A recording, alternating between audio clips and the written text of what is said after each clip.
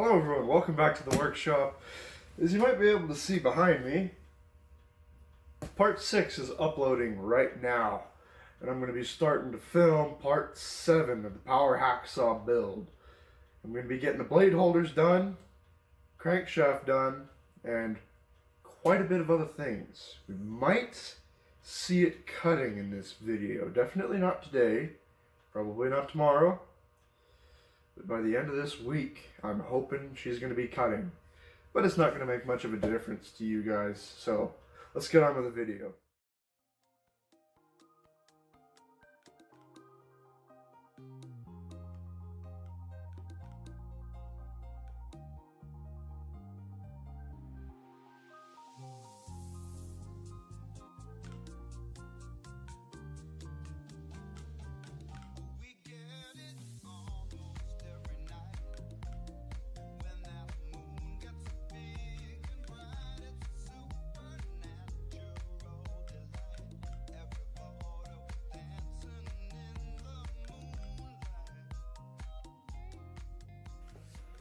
I think the ritual is complete.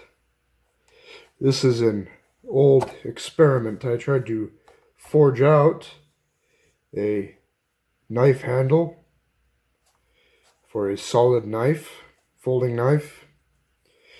So I just grabbed it and started sanding. A little bit of ritual sanding. I think now it's ready.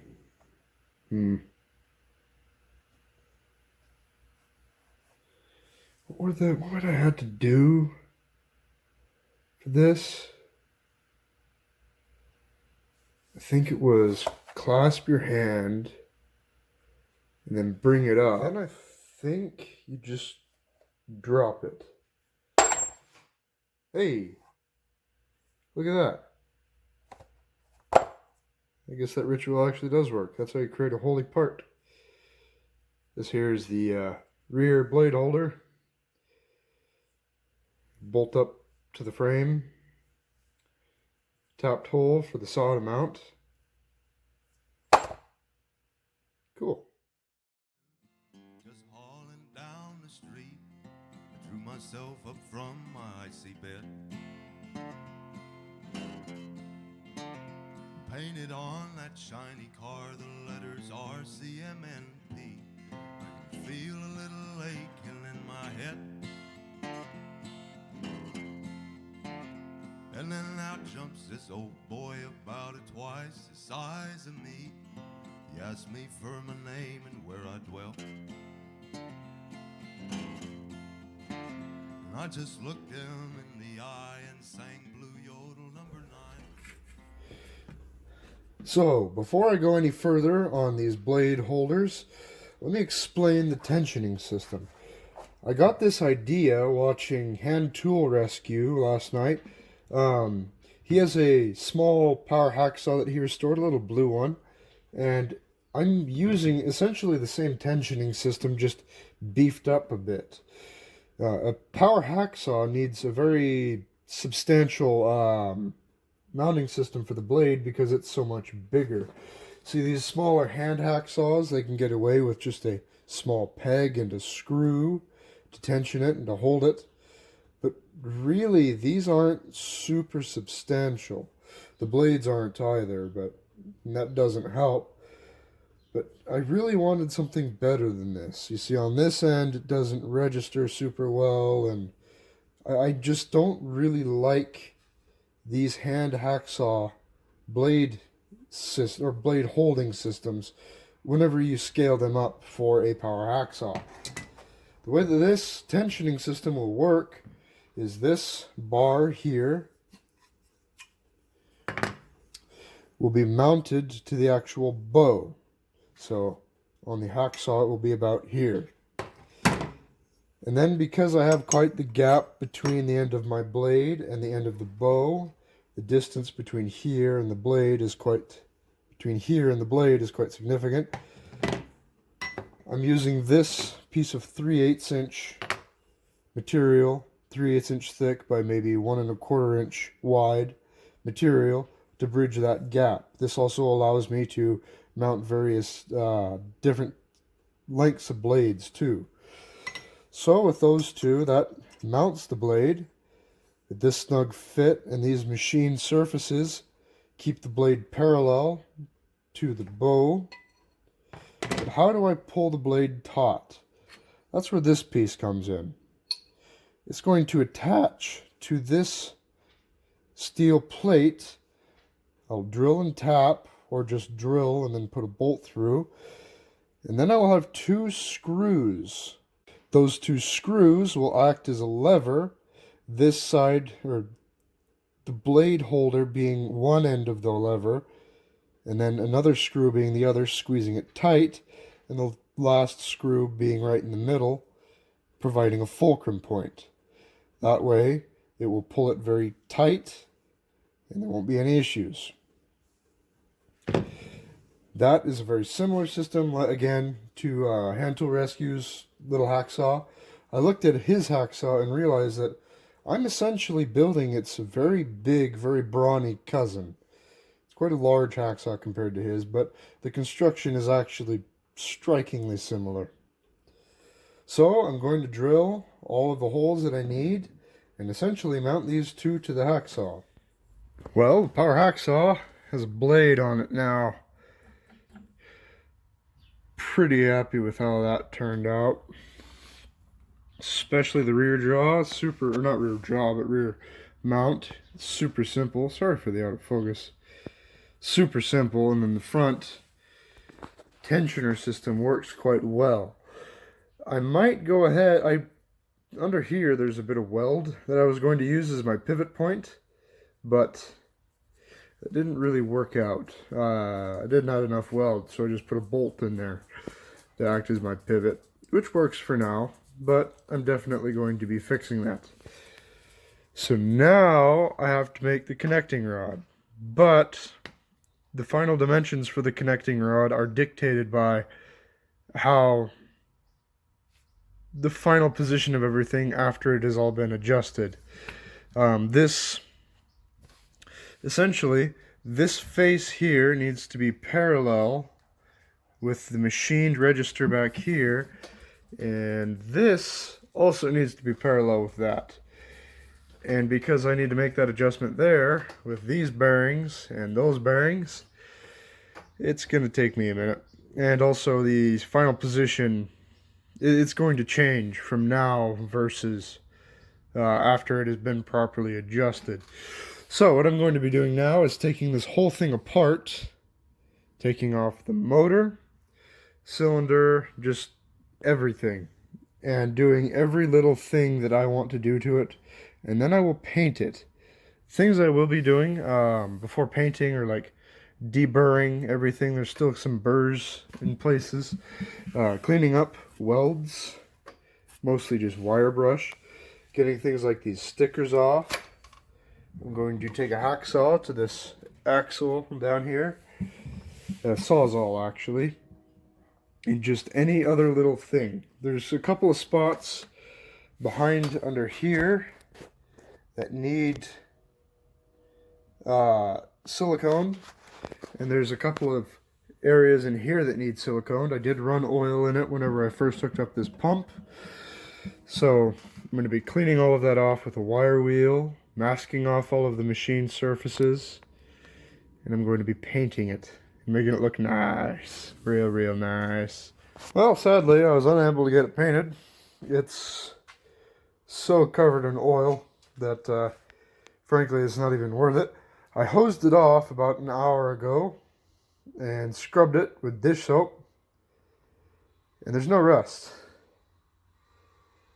Like, it sat outside covered in water. So I've leveled these bearings within one bubble, or one line, which is about 0.5 thousandths over a foot. So that means that these are parallel to the bed within 0.5 thousandths. Now what I'm doing is making sure that this machine surface is parallel to this machine surface down here. This surface is my reference. It's my datum for what is square. So what is square on this saw Well, if it's square to this and perpendicular, square like that, then that's what I measure off of. That's how I measure square on this saw. Measure the parallelism. I'm using this square up against here. I have a level that is clamped. That is clamped to the machine surface as a way to extend it, essentially. I trust this to be accurate within a reasonable degree. And so essentially what I'll do, bump this up against here. Make sure it is square, it is not tilting. Then measure from that back jaw to the square. That's a reasonably accurate way to do it. You can be very accurate by eye. You cannot measure by eye, but you can get within 5/1000ths by eye. Do I trust this for measurements? No, but I'm using it for reference to tell, okay, how far does it say here versus wherever I need to measure. So as you can see, I did a little bit of work off camera again, and it is real close to being done. Now that everything has been adjusted, this arm up here is also parallel and square to the base.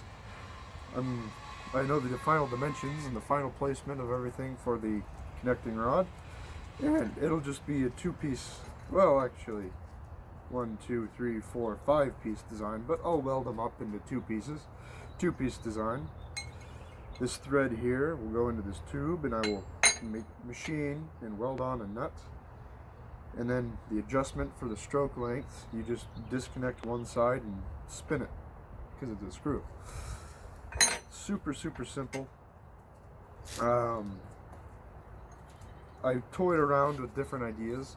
I was debating making two plates with a slot machine into one of them, but I didn't have the materials for that, and this is probably a better design. It'll hold better, it will last longer, and it will be easier to replace. So let's get to it. I'm going to go to the lathe. Well, firstly I'll cut this guy off. We'll go to the lathe, make these nut, and bore out this tube. It doesn't quite, this 1/2-inch rod doesn't quite fit in there, but I have a very long 1/2-inch drill bit or twist drill, and these two blocks will be where it mounts on either end, so where it connects to the saw. So bring it over to the lathe.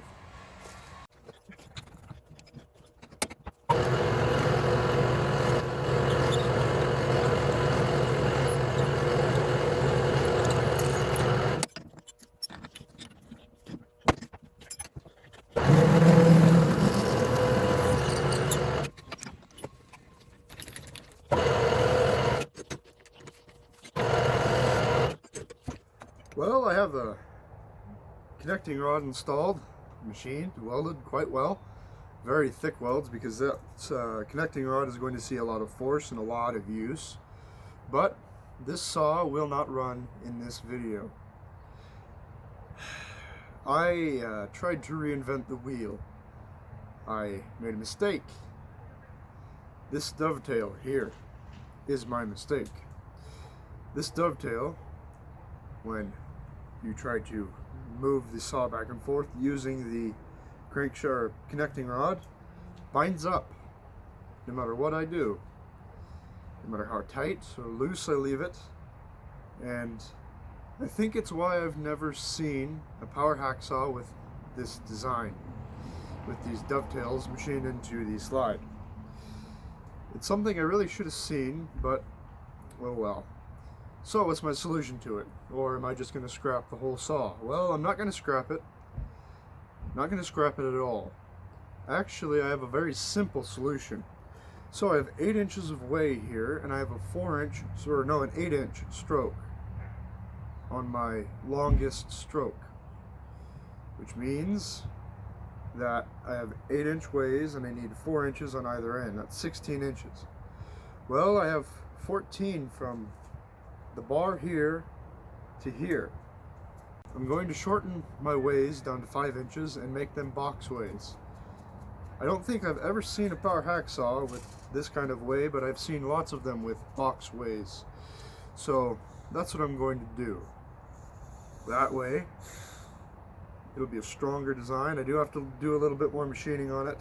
I do have to make some more parts, but that is my solution. That is the only real solution that I can see.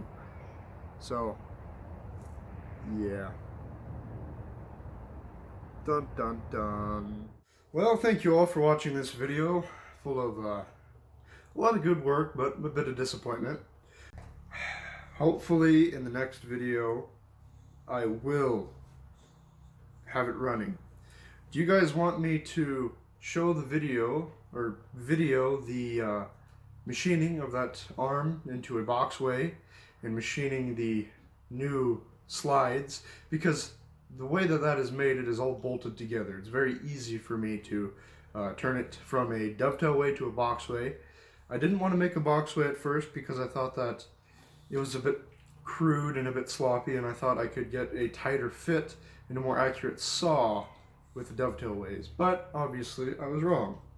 Let me know down in the comments whether or not you want me to video that, or if you want me to just cut to saw running. I've gotten a lot done. I've explained every little thing that I need to get done. It's all very simple work, and I don't think I'm going to video very much of it, and if I do, I'll just video it, put it in a time lapse, and then put it in the video. So please like and subscribe if you'd like to see more content. Hopefully in the next couple of videos it'll be running. Yeah, I was hoping to get it running in this video, but I was kind of iffy with that dovetail. In any case, thank you for watching and have a good day. Right afterwards, sitting